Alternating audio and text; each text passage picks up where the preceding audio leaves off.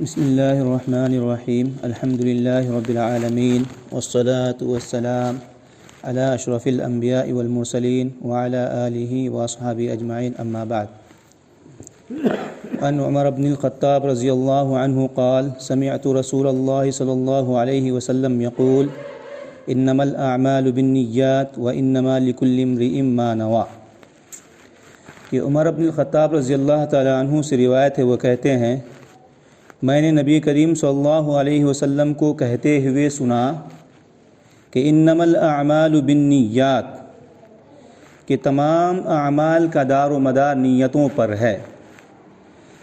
اعمال یعنی شرعی اعمال، یعنی کچھ اعمال غیر شرعی بھی ہیں جس کے لیے نیت کی کوئی ضرورت نہیں ہے، اور جو اعمال شرعیہ ہیں اس کے لیے نیت کی ضرورت ہے، اور نیت کے بغیر وہ عمل قابل قبول نہیں ہوگا، یا کہ انہیں ثواب نہیں دیا جائے گا. انما الاعمال بالنیات کہا گیا.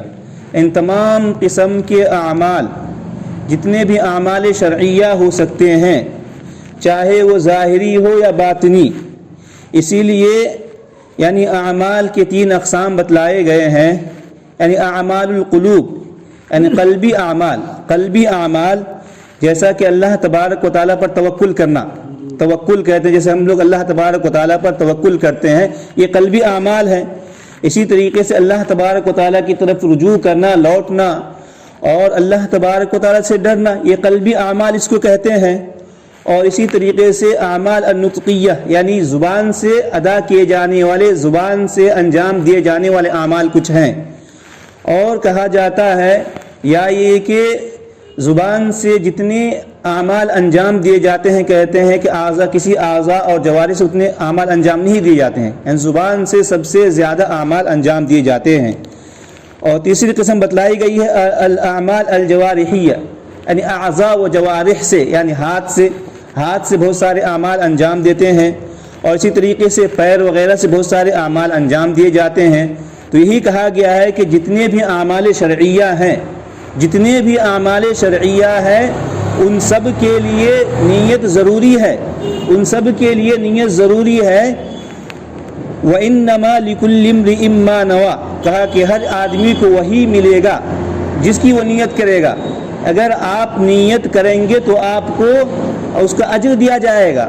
اگر اچھی نیت کریں گے تو آپ کو اجر دیا جائے گا، اور بری نیت کیجیے گا تو آپ کو کیا ہے، اجر نہیں دیا جائے گا، اجر سے محروم کر دیا جائے گا. اگر اچھائی کی نیت کرتے ہیں، اچھا نیت کرتے ہیں، خیر کی نیت کرتے ہیں، کوئی بھی عمل انجام دیتے ہیں اس میں خیر کی نیت کرتے ہیں، آپ کے اندر نیت ہے. نیت کس کو کہتے ہیں بھائی؟ نیت کہتے ہیں، یا نیت کا معنی لغت میں ہوتا ہے ارادہ کرنا. نیت کا کیا معنی ہوتا ہے؟ ارادہ کرنا. یعنی اگر آپ ارادہ کرتے ہیں تو یہی کیا ہے، لغت میں کہتے ارادہ کرنا. لیکن شریعت میں نیت کا معنی ہوتا ہے یعنی اللہ تبارک و تعالیٰ کی عبادت کے لیے، یا یہ کہ کہیے کہ تقرب الی اللہ کے لیے، قربت حاصل کرنے کے لیے، کسی فعل کو انجام دینے کے لیے عزم مصمم کرنا. یعنی اگر آپ عزم مصمم کرتے ہیں کہ مجھے نماز پڑھنا ہے، یا یہ کوئی اچھے اعمال انجام دینے عزم مصمم کرتے، اسی کو نیت کہتے ہیں. یہی نیت ہے، یعنی دل کے اندر، اس کا تعلق دل سے ہے.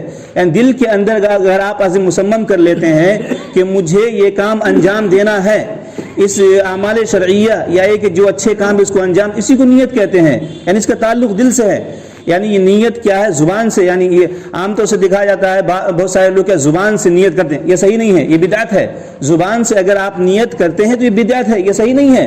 بلکہ نیت کا تعلق دل سے ہے. آپ دل میں کریں گے، عزم مصمم کریں گے اس فعل کو بجا لانے کا، اسی کو نیت کہتے ہیں. یہی نیت ہے، دل میں کرنا ہے کہ آپ جس کام کو انجام دینے جا رہے ہیں اس کی نیت آپ دل میں کیجئے، عزم مصمم کیجئے. یہی نیت ہے، نہ کہ زبان سے آپ ادا کریں گے. زبان سے کہیں گے کہ میں نماز پڑھنے جا رہا ہوں، یا کہ میں نماز پڑھ رہا ہوں، امام صاحب کی، اس طرح کی نیت زبان سے نہیں کرنا، یہ بدعت ہے. اس طرح کی یہ کیا ہے، اس کو بدعت کہا گیا. بلکہ نیت صرف دل میں کہا جاتا ہے، اس کا تعلق کیا ہے، دل سے ہے. تو اس حدیث کے اندر کہا گیا ہے کہ تمام اعمال، یعنی کل عمل لا يراد به وجه الله فهو باطل. یعنی ہر عمل تمام قسم کے اعمال اگر اس میں اللہ تبارک و تعالیٰ کی خوشنودی مقصود نہ ہو تو کہتے ہیں وہ باطل ہے، یعنی اس کا کوئی ثواب نہیں دیا جائے گا آپ کو. لا ثمرۃ لہ فی الدنیا ولا فی الآخرہ، یعنی اس کا کوئی ثمرہ ہی نہیں ملے گا آپ کو، نہ دنیا میں ثمرہ ملے گا اور نہ آخرت میں آپ کو کوئی ثمرہ دیا جائے گا. جو نیت کیجیے گا اسی کے مطابق آپ کو ثواب دیا جائے گا. جتنی نیت کیجیے گا یا کہ آپ کی نیت کے اندر جتنی قوت ہوگی اسی اعتبار سے آپ کو اس کا نیت بدلہ دے دیا جائے گا. وَإِنَّمَا لِكُلِّ امْرِئٍ، اسی لیے کہا گیا وَإِنَّمَا لِكُلِّ امْرِئٍ مَا نَوَىٰ، جو آدمی جو نیت کرے گا اس کا بدلہ اس کو دے دیا جائے گا.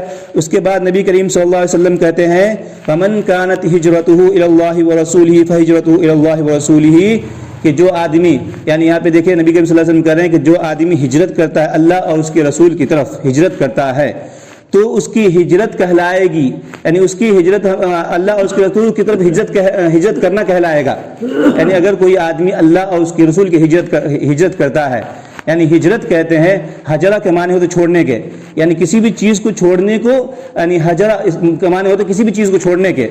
جیسا کہ اگر آپ کیا ہے کسی اس کو برائی کو چھوڑ کر آپ بھلائی کی طرف آتے ہیں، اس کو بھی ہجرت کہیں گے.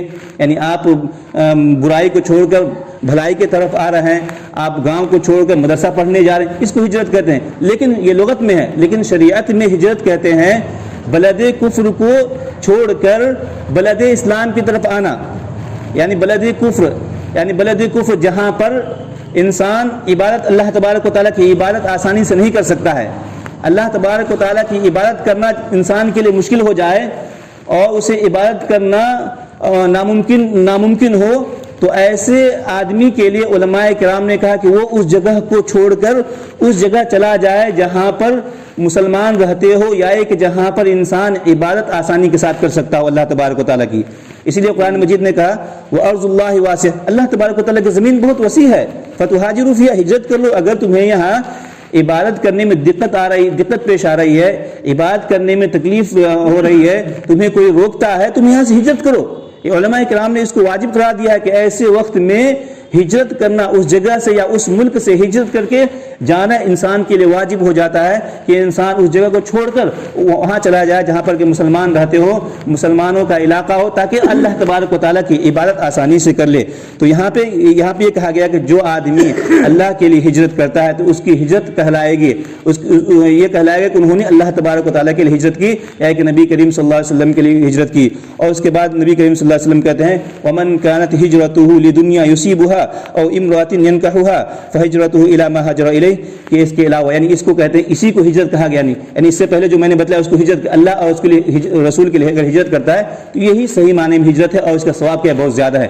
اس کا ثواب کیا ہے؟ بہت زیادہ ہے. جیسا کہ صحابہ کرام نے مکہ سے مدینہ انہوں نے ہجرت کیا، یا کہ حبشہ کی طرف صحابہ کرام نے ہجرت کیا تھا، تو اس کا ثواب بھی بہت زیادہ ہے. اور دوسری قسم بتلائی گئی کہ کوئی آدمی اگر دنیا کی خاطر اگر ہجرت کرتا ہے، یعنی اس میں دین شامل نہ ہو، دینی غرض کے لیے ہجرت نہیں کرتا ہو، دنیا کے لیے کرتا ہو.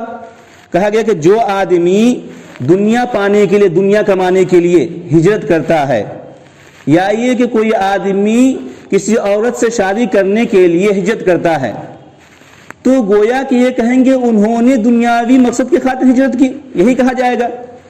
اس کو ثواب نہیں دیا جائے گا. یہ شریعت کے اندر اس کو ہجرت نہیں کہتے ہیں، شریعت کے اندر اس کو ہجرت نہیں کہتے. انہوں نے دنیا کے مقصد کے تحت ہجرت کی انہوں نے، اور اس کو کیا ثواب سے محروم کر دیا جائے گا. صحیح معنی میں ہجرت اسی کو کہتے ہیں جو اللہ اور اس کے رسول کے لیے ہو، اللہ اور اس کے رسول کے لیے ہو، اسی کو ہجرت کہیں گے. اور جو دنیا کے لیے ہجرت کرے، کسی اور مقصد کے لیے ہجرت کرے، بہت سارے مقاصد ہو سکتے ہیں، کسی بھی مقصد کو پانے کے لیے المہم اس کے اندر کیا ہے، شرعی مقاصد نہ ہو، کسی بھی غیر شرعی مقاصد ہو، اس کے لیے اگر ہجرت کرتا ہے تو انہیں ثواب نہیں دیا جائے گا، اور اس کو شریعت کے اندر ہجرت بھی نہیں کہا جائے گا. آخر میں اللہ تبارک و تعالیٰ سے دعا ہے کہ اللہ تبارک و تعالیٰ ہماری نیت کو صحیح کرنے کی توفیق عطا فرمائے. آمین. وآخر دعوانا الحمدللہ رب العالمین.